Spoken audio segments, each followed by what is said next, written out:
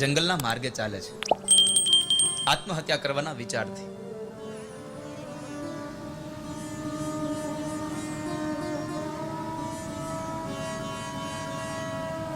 આત્મહત્યા કરવા માટે જ્યારે જંગલમાં જાય અને આત્મહત્યાનો પ્રયત્ન કરે, અને એ સમયે એક મહાત્મા, એક સાધુએ એમનો હાથ પકડ્યો છે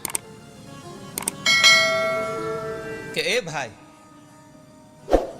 આ શું કરો છો તમે?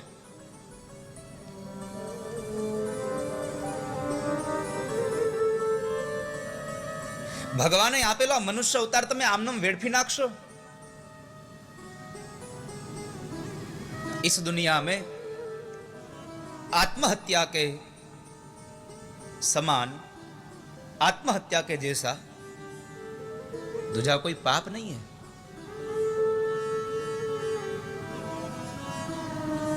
तुम क्यों मरना चाहते हो?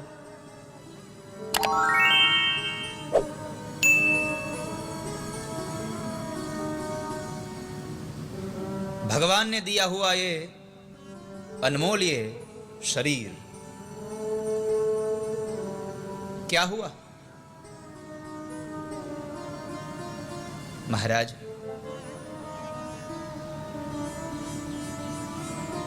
मेरी आत्महत्या का एक ही कारण है.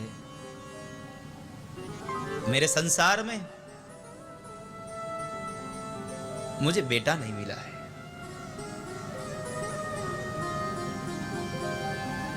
महाराज ने बोल दिया, अरे आपके संसार में बेटा नहीं है, वो तो भगवत की कृपा ही समझो तुम, परमात्मा की कृपा समझो तुम. क्यों? क्योंकि इस संसार में जिस पत्नी के वहां 4 लड़के हैं, वो भी रो रहे हैं, और इस संसार में पति पत्नी को बच्चे नहीं है, वो भी रो रहे हैं. અને આ દુનિયામાં એવું જ છે સાહેબ, દીકરા વગરના રડે છે અને દીકરા વાળાય રડે છે.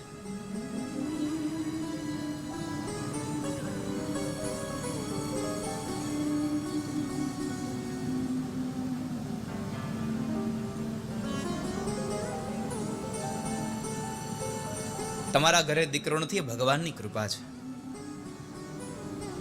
અને દીકરાની જરૂર શું છે? એનું એક જ કારણ છે, પૂમ નામના નરકમાંથી મુક્ત થવા માટે થઈ અને પુત્રની પ્રાપ્તિ આવશ્યક છે.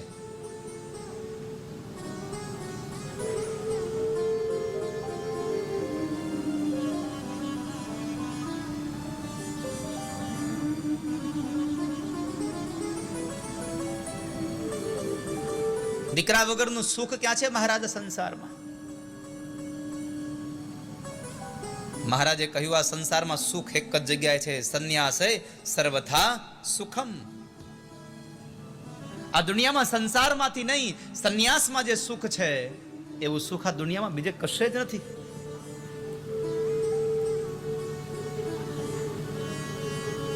એટલા માટે આત્મહત્યા કરવાનું રહેવા દો.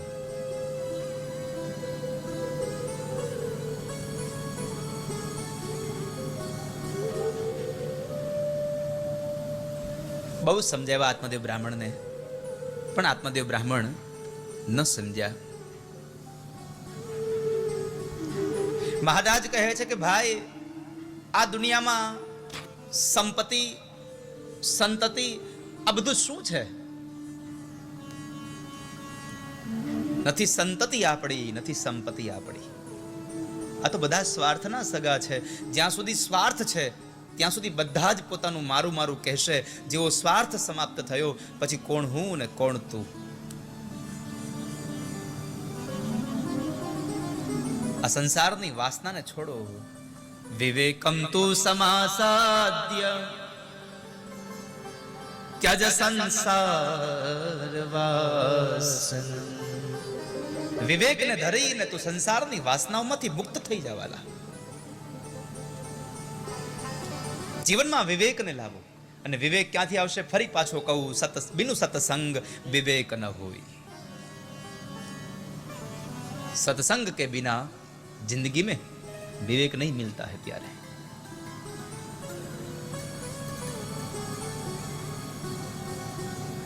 પણ એમણે ઉલટું મહારાજને કહ્યું કે મહારાજ તમે આપી શકતા હો તો મને સંતાન આપો, નહીં તો મને મરવા દો. હવે મહારાજ કહે છે અમારી સામે મરવા કેમ દઈએ? બહુ સમજાવ્યો પણ કહે છે લાતો કે ભૂત બાતો સે નહીં માનતે.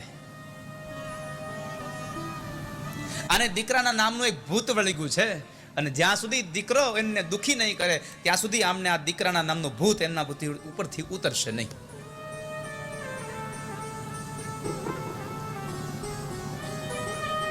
અને એમને એક ફળ તોડીને આપે છે કે લે આ તારી પત્નીને ખવડાવજે, ભગવત કૃપાથી તમારા ઘેર સંતાન થશે, પુત્ર થશે. બ્રાહ્મણ તો એ આત્મદેવ ફળ લઈને આવે છે, પત્નીને ફળ આપે છે.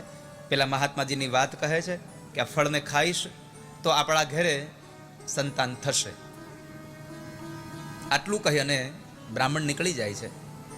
પેલી ધૂંધુલી વિચાર કરે છે, તર્ક અને વિતર્ક કરે. આ ફળ ખાવ ન ખાવ, જો ખાઈશ તો ગર્ભવતી બનીશ, પ્રસૂતાની વેદના વેઠવાની, બાળકને જન્મ આપવાનો, અને બાળક માટે થઈને નહીં કાંઈ ખવાય, નહીં પીવાય, નહીં અવાય, નહીં જવાય, કશું નહીં થાય.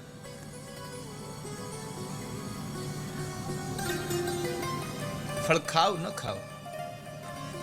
અંતે એની બાજુમાં રહેલી બાજુમાં બેઠેલી એમની બેન એમની સાથે નક્કી કર્યું. એમની બેનના ગર્ભમાં બાળક હતું. એમની બહેને કહ્યું કે આ બાળક હું તને આપી દઈશ, એના બદલામાં તું મને થોડીક સંપદા આપી દેજે, આપણા બેવનું કામ થઈ જશે. વાત નક્કી થઈ, પણ ફળનું શું કરવું? તો કહે છે ફળ આંગણામાં રહેલી ગાયને ખવડાવ. આંગણામાં રહેલી ગાયને ફળ ખવડાવ્યું. આ બાજુ ધૂંધુલીએ સ્વાંગ રેચો કે હું હવે ગર્ભવતી થઈ છું. પોતાના પતિને સમાચાર આપ્યા કે હું ગર્ભવતી થઈ છું. ધૂંધુલીએ પોતાના પતિને છેતરો છે. ધૂંધુલી એટલે ફરી વાર આપને કહું, બુદ્ધિ, અને આપણી જ બુદ્ધિ આપણા આત્માને છેતરે છે. કોઈ પણ કાર્ય કરવા બેસો ને ત્યારે બુદ્ધિ કહીને એવું કાર્ય ન કરવું, પણ અંદરથી આત્મા કહીને એ કાર્ય કરવામાં જિંદગીમાં તમારો કોઈ દી પછતાવાનો વારો નહીં આવવાના.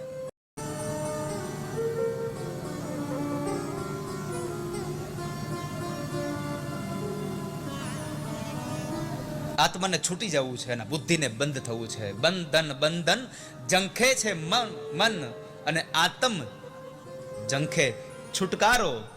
મને દહેશત છે કે આ બંનેના ઝઘડામાં ખૂટી ન જાય મારો જન્મારો.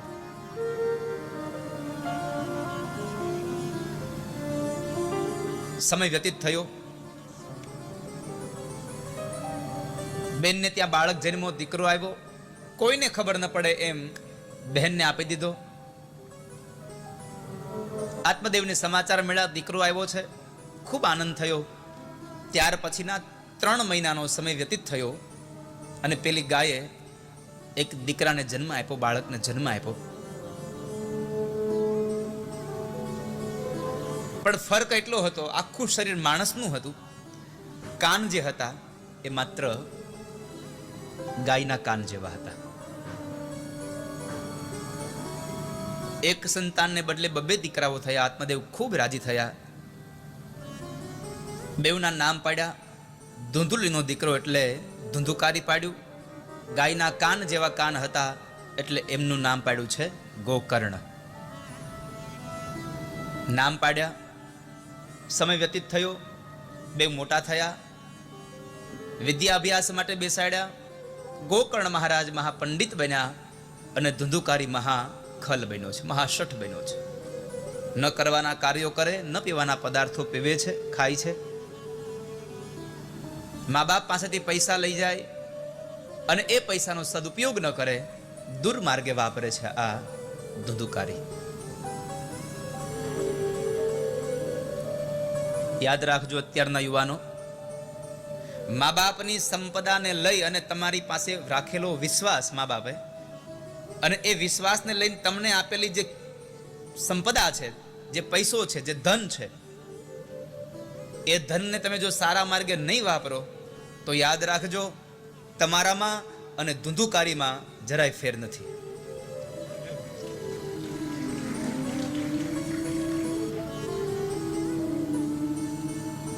મા બાપ તો તમને પૈસા આપે છે, ભરોસો રાખે છે.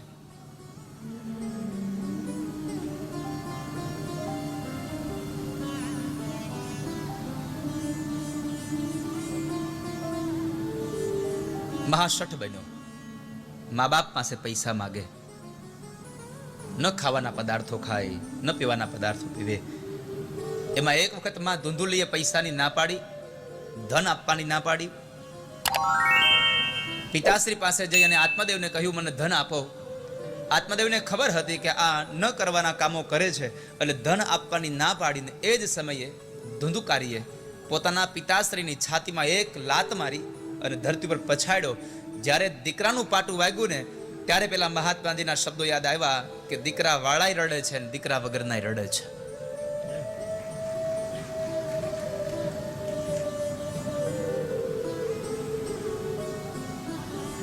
પણ હવે શું થાય?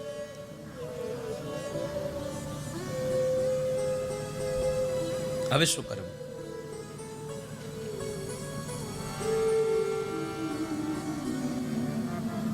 જ્ઞાન થઈ ગયું કે અહીંયા દુનિયામાં કોઈ કોઈનું છે નહીં. આ દુનિયામાં આ સંસાર દુઃખ રૂપી છે. અસારહ ખલુ સંસારો દુઃખ રૂપી વિમોહક. શું દીકરા, શું ધન, સુતઃ કસ્ય ધનમ કસ્ય, સ્નેહવાન જ્વલતે નિશમ.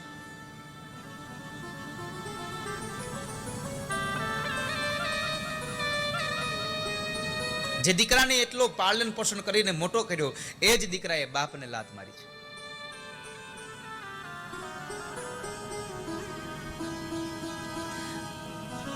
ઘણા લોકો આ વાતને વિચારતા હશે કે ખરેખર પાટું માર્યું હશે. યાદ રાખજો, લાત મારવાનો અર્થ એ છે મા બાપની વાતો ન માનવી. એ પણ મા બાપને લાત માર્યા સમાન જ છે.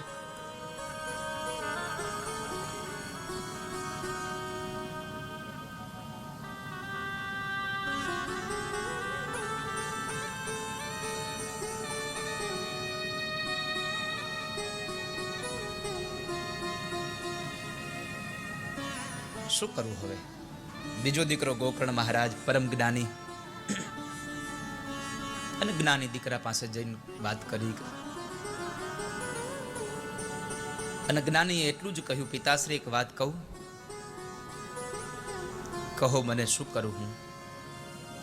ધુંધુકારીનો હવે આ ત્રાસ વધતો જાય છે. ગોકર્ણ મહારાજ, હું શું કરું હવે? અને ત્યારે ગોકર્ણએ એટલું જ કહ્યું, ધર્મમ ભજસ્વ સતતમ ત્યજ લોક ધર્માન સેવસ્વ સાધુ પુરુષાન જહિ કામ તૃષ્ણા.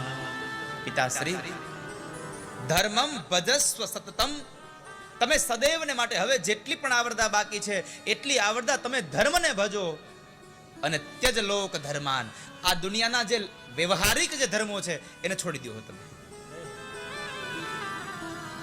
ત્યજ લોક ધર્માન. બીજી વાત, સેવસ્વ સાધુ પુરુષાન જહિ કામ તૃષ્ણામ, સાધુ પુરુષોની સેવા કરો અને તમારી અંદર રહેલી કામ અને તૃષ્ણાને જડમૂળમાંથી કાઢી નાખો.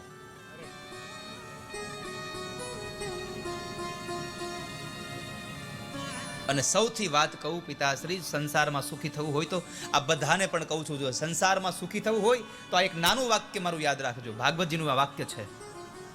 ભગવાન ગોકર્ણ મહારાજે પોતાના પિતાશ્રી આત્મદેવને કહ્યું, ગોકર્ણ ગીતામાં બોલ્યા છે ભગવાન, સંસારમાં સુખી થવા માટે એક જ વાક્ય છે. શું કરવાનું? અન્યસ્ય દોષ ગુણ ચિંતન માશ મુક્તવા. બસ આટલું જ. અન્યસ્ય દોષ ગુણ ચિંતન માશ મુક્તવા. બીજાના દોષ જોવાનું ચિંતન બંધ કરી દો એટલે સંસારમાં તમને કોઈ દુખી નહીં કરી શકે. વાલા,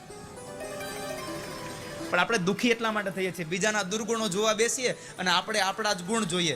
જોવા છે તો આપણા દુર્ગુણ જુઓ અને સમાજના સદગુણો, દુર્ગુણોને નહીં, સમાજના સદગુણો જુઓ, આપણા દુર્ગુણ જુઓ. પણ આપણી દ્રષ્ટિ ઊંધી છે. સમાજના દુર્ગુણ જોવા અને આપણે પોતાની અંદર સદગુણોને જોવા. આવું ન કરશો. એટલે કહ્યું અન્યસ્ય દોષ ગુણ ચિંતનમાશુ મુક્ત્વા. અને છેલ્લી વાત, સેવા કથા રસમહો નિતરા પિબત્વમ. સેવા અને કથાનો રસ નિત્ય પાન કરો. તમે પિતાશ્રી હવે પરમાત્માને ભજો, હરિને ભજો. તમે ગોકર્ણ મહારાજની વાતને લઈ અને ધુંધુકારી ના ત્રાસથી આત્મદેવ બ્રાહ્મણને છે. પણ એક વાત અહીંયા બહુ સુંદર ગોકર્ણ મહારાજે કરી. પિતાશ્રી, આ બધા દુઃખો છે ને માણસના કર્મોના કરીને અંતરાઈને પામેલા દુઃખો છે. અને સાચી વાત કહું પિતાશ્રી, આ સંસારમાં કર્મ તો પરમાત્માને નથી છોડતું, તો આપણને શું છોડવાનું છે? એટલે કર્મની અંદર ધ્યાન રાખજો. અને મેં એક વાક્યને હંમેશા કહ્યું છે, આ દુનિયામાં ભગવાનથી પણ ડરવાની જરૂર નથી. આ દુનિયામાં પરમાત્માનો ડર ન રાખો, પણ તમારા કર્મનો ડર ચોક્કસ રાખજો. કારણ પરમાત્મા દયાળુ છે, કદાચ દયા આવશે, માફ કરી દેશે, પણ તમારું કરેલું કર્મ તમને ક્યારેય નહીં છોડે યાર. આ વાતને ખાસ યાદ રાખજો. એટલે રામચરિતમાનસ એમ કહે, કર્મ પ્રધાન વિશ્વ કરી રાખા. કર્મ પ્રધાન વિશ્વ કરી રાખા. જેવું કર્મ કરશો એવું ફળ ભોગવશો. બ્રહ્મના પિતા હતા છતાં પણ એમણે કરેલા કર્મનું ફળ એને ભોગવવું પડ્યું. રામના પિતા દશરથને એનું ફળ મળ્યું. ભલે બ્રહ્મનો બાપ છે, ફળ તો મળે જ વાલા. કર્મ પ્રધાન વિશ્વ કરી રાખા. માટે કર્મથી ચેતજો વાલા. 500 ગાયોના ટોળાની અંદર એક ગાયનું વાછડું આમથી દોડતું આવે અને એ 500 ગાયોના ટોળામાંથી એ વાછડું એની માને શોધી લે છે.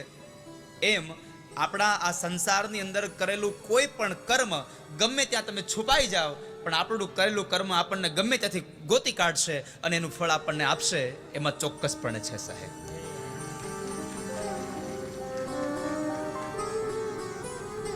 અને યાદ રાખજો, અહીંનું અહીંયા જ છે. આ તો આપણે બધા એમ કહીએ છીએ કે બીજી વખત ઉપર જઈને, અહીંનું અહીંયા જ છે.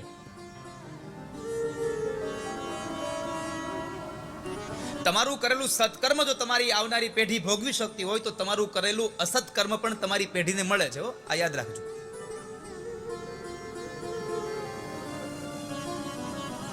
માટે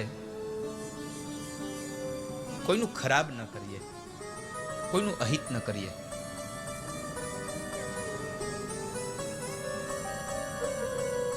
મેં ગઈકાલે વાત કરી હતી કે આ દુનિયામાં હવે એવા લોકો રહ્યા છે, ઉદરમ ભરીણો જીવા વરાકા કુટભાષિણા. પોતાના પેટ ભરવા માટે લોકો રહ્યા છે. પૈસા માટે ગમે તેને મૂંડી નાખો, મૂડી માટે પણ પૈસો લઈ આવો, મૂડી લઈ આવો, ગમે તેને મૂંડી નાખો. પણ યાદ રાખજો, તમારા હકનો પૈસો નહીં હોય તો તમને નિરાતે નિંદર નહીં આવવા દે, નિરાતે ચેન નહીં આવવા દે. અને ભગવાનને એટલી જ પ્રાર્થના કરજો કે પરમાત્મા, નીતિનું ભલે અમારા ઘરમાં ઓછું આવે પણ અનીતિનું એક ફદીઓ પણ ન આવે ને એવી બુદ્ધિ અમને આપજો, જેથી કરીને અમે અમારો પરિવાર સુખ શાંતિથી રહી શકીએ. બાકી તમે એમ માનો છો પૈસાથી સુખી થવાય છે? ના, પૈસા વાળાને નીંદર નથી આવતી. એસી વાળા આમ 3 એસી નાખ્યા હોય, આખું મકાન સેન્ટ્રલ એસી વાળું હોય, તોય રાતે ઊંઘની ટીકડીઓ લેવી પડે છે. શું કામ? એને પોતાના કર્મના વિચારો માણસને નીંદર નથી આવવા દેતા. કોઈનું અનિતિનું લઈ ન લેશો. બાકી ઝૂંપડામાં આ 45 ડિગ્રીમાં હૂતો હોય તો આપણે જાય તેને ઉઠાડવો પડે, એટલે ઉઠ તો ખરો. કારણ પૈસા કરતા એની નીતિ સાચી છે, એટલા માટે એ સૂઈ શકે છે.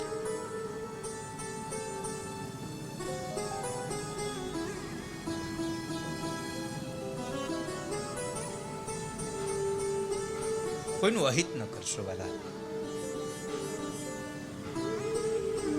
લઈ લેવાની ભાવના ન રાખો.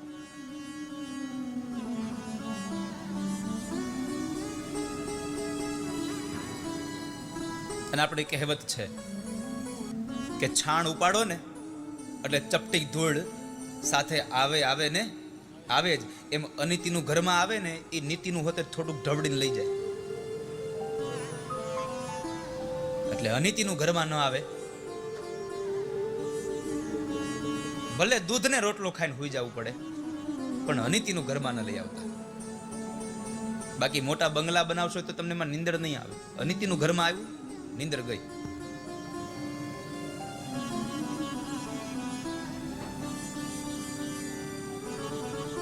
બ્રહ્મના બાપને પણ જો ભોગવવું પડ્યું હોય તો આપણે તો શું કાળા માથાના મનુષ્યો છીએ. ગોકળ મહારાજની વાતને સાંભળી અને આત્મદેવ બ્રાહ્મણ ગંગાના કિનારે ચાલ્યા જાય છે ભગવાનના ભજન માટે. આ બાજુ ધુંધુકારી પોતાની માતા ધુંધુલીને વધારે દુઃખ દેવા લાગ્યો. એટલે માં ધુંધુલીએ પણ પોતાના પતિની પાછળ જંગલના માર્ગે નીકળી ગઈ. અંધારા કુવાની અંદર પડે છે, મોતને ઘાટ ઉતરી ગઈ. મા બાપ મૃત્યુ પામ્યા, હવે કોઈ કહેવા વાળું રહ્યું નહીં. એટલે ધુંધુકારીને મળેલી સ્વતંત્રતા સ્વચ્છંદતામાં બદલાઈ ગઈ. પોતાના મનમાં આવે એમ કર્યા કરે.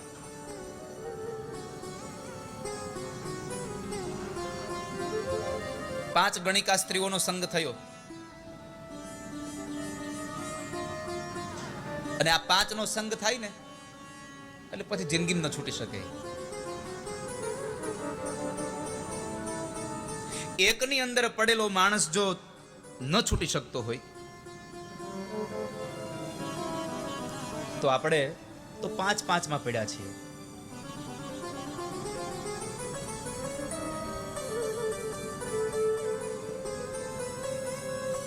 જળમાં રહેલી માછલી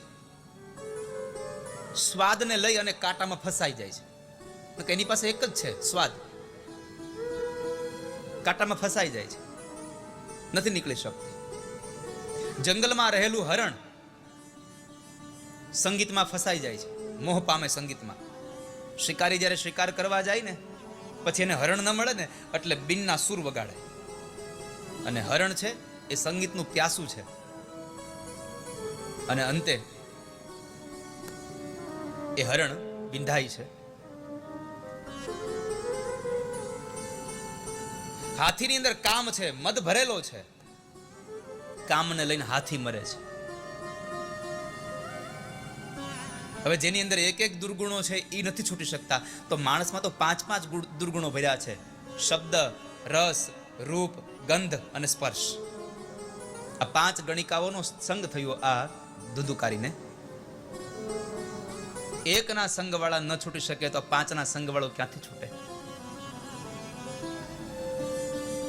અને અંતે ફસાયો. પાંચ ગણિકા સ્ત્રીઓએ ધન માંગ્યું. એને રાજી કરવા માટે થઈ અને એ રાજાનો ખજાનો તોડીને ધન ચોરી લાવ્યો. પાંચ ગણિકાઓને એ ધન આપ્યું. ગણિકાઓને ખબર પડી કે આમણે રાજાનો ખજાનો તોડ્યો છે. એટલે પાંચ સ્ત્રીઓએ ભેગા મળી અને ધુંધુકારીને મારવા માટેના પ્રયત્નો કર્યા છે.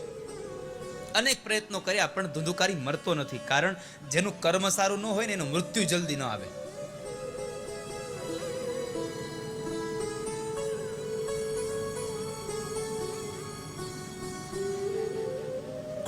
આપણે ખૂણામાં ખાટલો ઢાળીને પડ્યા હોઈએ અને આખો દી કહીએ હે ભગવાન હવે લઈ લ્યો, એમ ભગવાન આવે નહીં.